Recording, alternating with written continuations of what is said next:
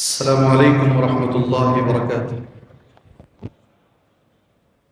الحمد لله رب العالمين، والصلاة والسلام على رسوله الكريم وعلى آله وصحبه أجمعين ومن تبعهم بإحسان إلى يوم الدين. أما بعد، أعوذ بالله السميع العليم من الشيطان الرجيم من همزه ونفخه ونفثه.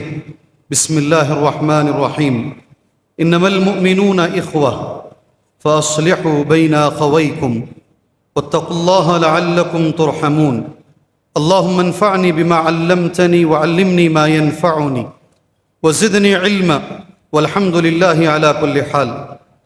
قابل احترام صدر جلسہ، معزز علماء کرام، ذمہ داران جماعت جمعیت، اور آج کے اس دن الحمدللہ صبح سے لے کر ابھی تک دین کا جذبہ لے کر آئے ہوئے بزرگان دین، نوجوانان اسلام، ملت اسلامیہ کی ماں اور بہن، آپ کو معلوم ہے میرا عنوان توحید کی اہمیت اور شرک کی مذمت ہے. بڑا عنوان ہے.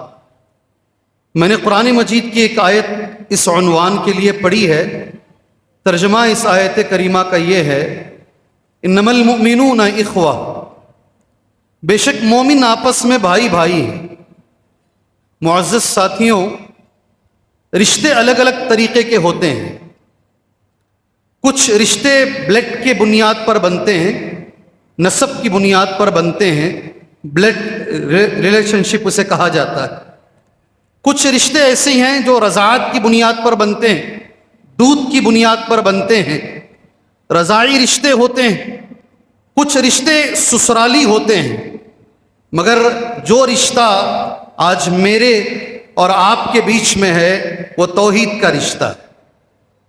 آج آپ یہاں جو آئے ہیں، میری اور آپ کی جو نسبت ہے، آپ کا یہاں آنا توحید کے لیے، آپ کا یہاں بیٹھنا توحید کے لیے، آپ کا یہاں صبح سے لے کر ابھی تک انتظار کرنا توحید کے لیے. یہ اجتماعات توحید کو ثابت کرنے کے لیے، یہ اجتماعات اتباع سنت کو ثابت کرنے کے لیے. میرے بھائیوں، توحید کی اہمیت کے لیے میں زیادہ دیر نہیں لوں گا. انشاءاللہ مختصر وقت میں، ہو سکتا ہے 15-20 منٹ، انشاءاللہ میں اپنی بات کو ختم کروں گا. اس لیے کہ میرے بعد فضیلت الشیخ آئے ہیں الحمدللہ، وہ آپ کے سامنے خطاب کریں گے. توحید اسلام کی بنیاد ہے. اگر توحید کو ہٹا دیا جائے تو اسلام گر جائے. توحید ہی بنیاد ہے جس پہ ہمارا اسلام کھڑا ہوا ہے. انسان اور جنات کو پیدا کرنے کا مقصد قرآن مجید میں اللہ نے کہا یہ توحید ہے. وَمَا خَلَقْتُ الْجِنَّ وَالْإِنسَ إِلَّا لِيَعْبُدُونَ. میں نے جن اور انسان کو اس لیے پیدا کیا ہے تاکہ وہ میری ہی عبادت کریں. ابن عباس رضی اللہ عنہما یعبدون کا معنی یہ کرتے ہیں لیوحدون. لیوحدون، میری توحید کو ثابت کرنے کے لیے، صرف میری عبادت کے لیے میں نے جن اور انسان کو پیدا کیا ہے. بعثت رسول کا مقصد توحید ہے. جتنے رسول اس دنیا میں آئے ہیں، قرآن مجید کہتا ہے توحید کو ثابت کرنے کے لیے آئے ہیں. وَلَقَدْ بَعَثْنَا فِي كُلِّ أُمَّةٍ رَسُولًا. یقیناً ہم نے ہر امت میں ایک رسول کو بھیجا ہے. اور رسول کا کام کیا ہوتا تھا؟ توحید کی دعوت دینا. فی کل امت الرسول ان اعبدوا اللہ، ان اعبدوا اللہ، ان اعبدوا اللہ واجتنبوا الطاغوت. ہر رسول کی دعوت کا یہ نچوڑ ہے، یہ باٹم لائن ہے، یہ لب لباب ہے، یہ خلاصہ ہے کہ سارے رسول دنیا میں اسی دعوت کو لے کر آئے ہیں. ان اعبدوا اللہ واجتنبوا الطاغوت. عبادت اللہ کی کرو اور طاغوت سے بچو. میرا ایک لفظ ہے، علماء نے کہا، وہی لفظ آپ کے سامنے کہہ دیتا ہوں. یہ کام نبیوں کا ہے. دعوت صحیح ہے؟ صحیح ہے؟ بولیں گے نہیں تو میں بھی نہیں بولوں گا. صحیح ہے؟ کوئی تو ہٹ کے رہے نا. ایک آدمی تو ایسا رہے جو پوچھ کر بولے صحیح ہے. یہ کام نبیوں کا ہے، اس لیے طریقہ بھی نبیوں کا چاہیے، تب رزلٹ بھی نبیوں کا ملے گا. یہ کام جو دعوتی کام ہے، یہ میرا تمہارا کام نہیں، یہ نبیوں کا جاب ہے، یہ نبیوں کا کام ہے. اس لیے اس کا طریقہ بھی نبیوں کا ہونا چاہیے. انشاءاللہ رزلٹ بھی نبیوں کا ملے. جتنی کتابیں آسمان سے اتاری گئی ہیں بھائیوں، ساری کتابوں کا مقصد توحید کو ثابت کرنا ہے۔ مجھے دلائل اگر میں دیتا جاؤں آپ کے سامنے، وقت نکلتا چلا جائے گا۔ ایک صحابی آئے، بلحجیم کے رہنے والے تھے۔ علامہ ابن کثیر رحمہ اللہ نے اس بات کو اس آیت کی روشنی میں پیش کیا ہے، امن یجیب المضطر اذا دعا، کون ہے جو مجبور کی مجبوری سنتا ہے؟ کون ہے، سورہ نمل کی آیت، کون ہے جو مجبور کی مجبوری سنتا ہے؟ کون ہے جو دکھ دردوں کو دور کرتا ہے؟ وہ یکشف السوء، سبحان اللہ، اِلٰہ مع اللہ، اللہ کے ساتھ کوئی اور معبود ہے؟ اِلٰہ مع اللہ، اس آیت کی شرح کرتے ہوئے علامہ ابن کثیر رحمہ اللہ ایک حدیث پیش کرتے ہیں، جاء رجل من بلحجیم، ایک آدمی آئے، غور سے سنو، تھوڑا آہستہ بولتا ہوں تاکہ سمجھ میں آئے، بات یکو نہ ہو۔ انہوں نے آ کر ہمارے نبی سے پوچھا، اِلیٰ مَا تَدْعُو یا رسول اللہ، اِلیٰ مَا تَدْعُو یا رسول اللہ، اے اللہ کے رسول تمہاری دعوت کیا ہے؟ کچھ لے کر جاؤ نہیں، میری تقریر سے یہ جملہ لے کر ضرور جاؤ، انشاءاللہ جاؤ گے؟ میرے نبی کی دعوت کیا ہے؟ ایک صحابی پوچھ رہے ہیں اور جواب اللہ کے نبی دے رہے ہیں، اِلیٰ مَا تَدْعُو یا رسول اللہ۔ نبی کریم صلی اللہ علیہ وسلم نے جو جواب دیا، میں نے وہ جواب نوٹ کر لیا۔ قال، اللہ کے نبی نے کہا، ادعو الی اللہ وحدہ، ادعو الی اللہ وحدہ، میری دعوت اس اللہ کی طرف ہے جو اکیلا ہے، اور میری دعوت اس اللہ کی طرف ہے، تمہیں جب درد پہنچتا ہے، دکھ پہنچتا ہے، تکلیف پہنچتی ہے، تم ہاتھ اٹھا کر دعا کرتے ہو، اللہ تمہارے دردوں کو دور کر دیتا ہے۔ 2 جمعہ میں نے ایک عورت کے لیے اعلان کیا، سبیحہ نام تھا، اس کے بچے، اس کے رشتہ دار مجھے بار بار کہے ہمارے امی کے سر کا آپریشن ہوا ہے اور وہ کوما میں ہیں، باہر نہیں آ رہی ہیں، آپ جمعہ میں دعا کیجئے۔ اس جمعہ کو مسجد سمیہ سے باہر نکلا، اس کے بچے میرے پاس آئے، کہا ڈاکٹروں نے تو کہہ دیا تھا کبھی اٹھے گی نہیں میری ماں، اللہ نے اسے واپس شفا دے دیا، میری ماں ڈسچارج ہو کر ابھی ماشاءاللہ گھر آ گئی ہے۔ کون ہے اللہ تبارک و تعالی؟ جب ہم بیمار ہوتے ہیں شفا دینے والا اللہ تبارک و تعالی ہے، اس اللہ کی طرف میں بلاتا ہوں۔ سبحان اللہ کے نبی صلی اللہ علیہ وسلم نے یہ حدیث بیان فرمائی۔ عمل کتنا بھی کر لیں، عمل کتنا بھی کر لیں، غور سے سنو، عمل کتنا بھی کر لیں، اگر اس عمل میں توحید نہیں ہے وہ عمل قبول نہیں ہوگا۔ بغیر توحید کے کیا جانے والا عمل کبھی قبول نہیں ہوگا۔ آپ کتنی ہزار رکعتیں نماز پڑھ رہے ہیں، آپ کون کون سے اعمال کر رہے ہیں، اگر تمہارے اعمال میں عمل میں توحید نہیں ہے تو پھر عمل قبول نہیں ہوگا۔ سبحان اللہ۔ دلیل آپ میں سے اکثر حضرات الحمدللہ جانتے ہیں، میری اور آپ کی ماں، میری اور آپ کی ماں حضرت عائشہ رضی اللہ عنہا، میں ذمہ دار سے گزارش کرتا ہوں جیسے ہی 20 منٹ ہوں مجھے اطلاع دے دیجیے، کرنٹ کی طرح چلا جاؤں گا انشاءاللہ، جیسے کرنٹ جاتا ہے دعا کر کے ویسے بیٹھ جاؤں گا انشاءاللہ تعالی بلا تکلف۔ آپ مجھے بول دیجئے، میں خود شیخ کو سننے کے لیے آیا انشاءاللہ، مفید کم اور مستفید زیادہ ہونے کے لیے میں انشاءاللہ آیا ہوں۔ میری اور آپ کی ماں حضرت عائشہ رضی اللہ تعالی عنہا نے نبی سے سوال کیا، سوال اس طریقے سے ہے، ان عائشہ رضی اللہ عنہا قالت قلت یا رسول اللہ، میں نے پوچھا اللہ کے نبی صلی اللہ علیہ وسلم، ابن جدعان، کئی سوالات کا جواب ہے یہ۔ آج بھی مجھے ایک فون آیا تھا، بڑی ہاسپٹل ہے بنگلور میں، اس کو سائے بابا نے بنایا ہے، کیا میں وہاں اپنا آپریشن کرا سکتا ہوں کیا؟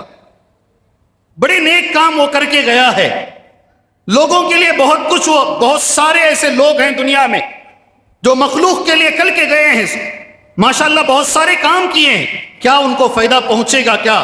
یہ سوال کا جواب یہ حدیث آپ کو دے گی انشاءاللہ۔ اما عائشہ نے پوچھا، ابن جدعان ایک آدمی تھا، کان فی الجاہلیہ، زمانے جاہلیت میں، یصل الرحم، رشتوں کو جوڑتا تھا۔ کیا کرتا تھا؟ رشتوں کو جوڑتا۔ وَيُطْعِمُ الْمِسْكِينَ، غریب کو، مسکین کو کھانا کھلاتا۔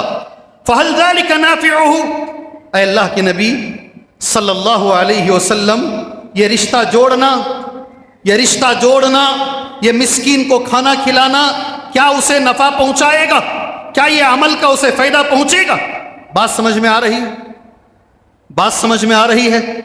ارے کچھ تو بولو، بات سمجھ میں آ رہی ہے؟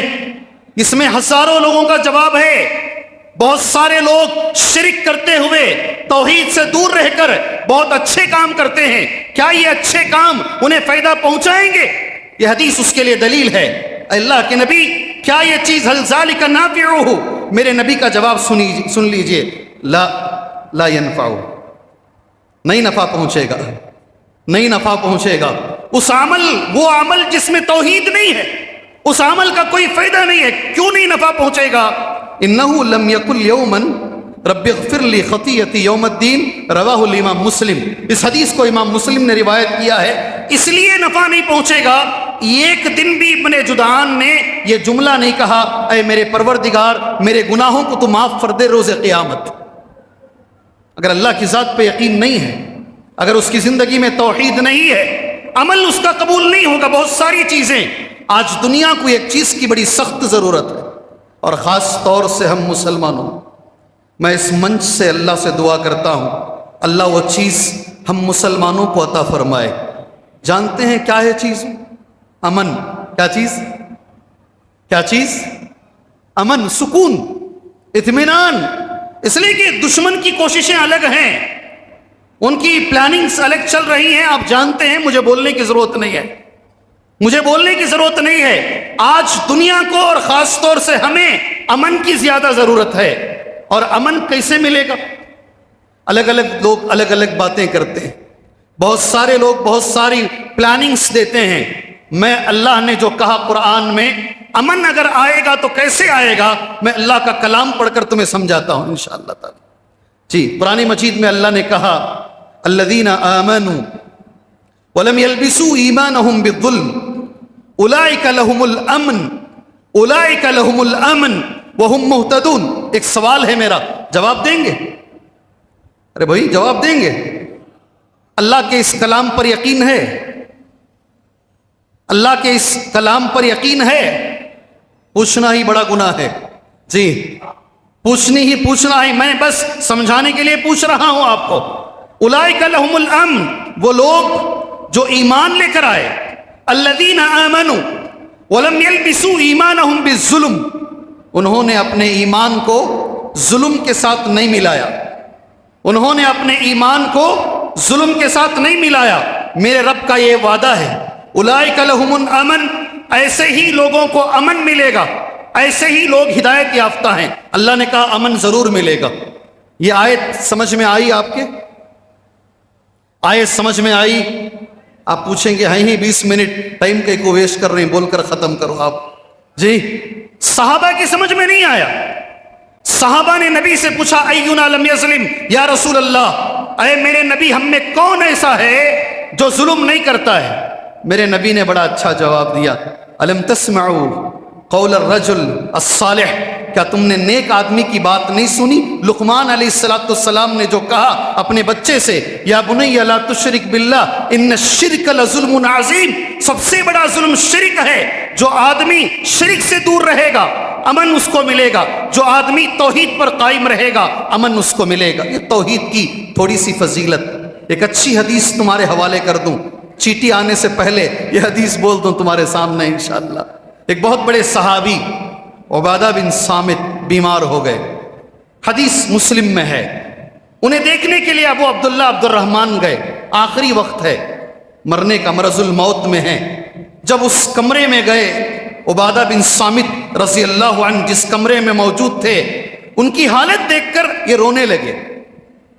بڑے صحابی، آخری وقت ہے، مرض الموت میں ہیں، انہیں دیکھ کر رونے لگے۔ میں نے حدیث نوٹ کی ہے، مرنے والے صحابی عبادہ بن صامت ابو عبداللہ عبد الرحمن سے کہتے ہیں ٹھہر جاؤ، کیوں رو رہے ہو؟ مجھے اس حالت میں دیکھ کر رو رہے ہو؟ اللہ کی قسم اگر مجھ سے گواہی طلب کی جائے گی میں تمہارے بارے میں اچھی گواہی دوں گا مرتے وقت۔ اللہ کی قسم اگر مجھ سے تمہارے بارے میں سفارش کی جائے گی میں تمہارے بارے میں سفارش کروں گا، اور جتنا ہو سکتا ہے میں تمہیں نفع پہنچانے کی کوشش کروں گا۔ عبادہ بن صامت کہہ رہے ہیں۔ اس کے بعد عبادہ بن صامت نے کہا جتنی حدیثیں میں نے میرے نبی سے سنی میں نے سب بتا دیا، ایک حدیث میں نے نہیں بتائی، ابھی مرنے سے پہلے بول رہا ہوں۔ سبحان اللہ، آپ خوش ہو جاؤ گے، آپ خوش ہو جاؤ گے. جتنی حدیثیں میں نے میرے نبی سے سنی میں نے بتا دیا. ایک حدیث میں نے نہیں بتائی، ابھی میں بتا رہا ہوں، صحیح مسلم کی حدیث ہے. اور وہ کیا ہے؟ مرتے وقت عبادہ بن صامت کہہ رہے ہیں، من شہید ان لا الہ الا اللہ وان محمد الرسول اللہ، جو اس بات کی گواہی دے اللہ کے سوا کوئی معبود برحق نہیں، اور اس بات کی گواہی دے بے شک محمد صلی اللہ علیہ وسلم اللہ کے رسول ہیں، یعنی توحید کی گواہی دے، حرم اللہ علیہ النار، حرم اللہ علیہ النار، اس پر جہنم کی آگ حرام ہے، اس پر جہنم کی آگ حرام ہے. یہ حدیث میں نے میرے نبی سے سنی. توحید والوں خوش ہو جاؤ، خوش ہو جاؤ میرے توحید فرزندان توحید، میرے بھائیوں خوش ہو جاؤ. ایک اور حدیث صحیح مسلم کی ہے، اسے یاد رکھنا انشاءاللہ تعالی. میرے نبی نے کہا، ما من مسلم یموت، کوئی بھی مسلمان اس کا انتقال ہو جائے، فیقوم علی جنازتہ 40 رجل، 40 آدمی اس کی جنازے کی نماز پڑھے. کتنے 40 آدمی، جملہ ہے حدیث میں، 40 رجلا، مگر وہ 40 آدمی کیسے ہوں؟ لا یشرکون باللہ شیئا، وہ توحید والے ہوں. توحید والے 40 آدمی کسی کی جنازے کی نماز پڑھ لیں اور اس جنازے کی نماز میں اللہ سے دعا کریں، اللہم اغفر لہ، اللہم ارحمہ، اللہم ثبتہ بالقول الثابت. 40 آدمی جو شرک نہیں کرتے ہیں، توحید پر قائم ہیں، اللہ شفعہم اللہ فی، اللہ ان کی سفارش کو اس کے بارے میں قبول کرے گا، اللہ اس کے گناہوں کو معاف فرمائے گا.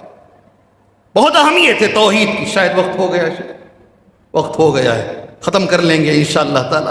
جی اپنی بات کو بس ایک چیز بول کر میں اپنی بات انشاءاللہ ختم کر لیتا ہوں.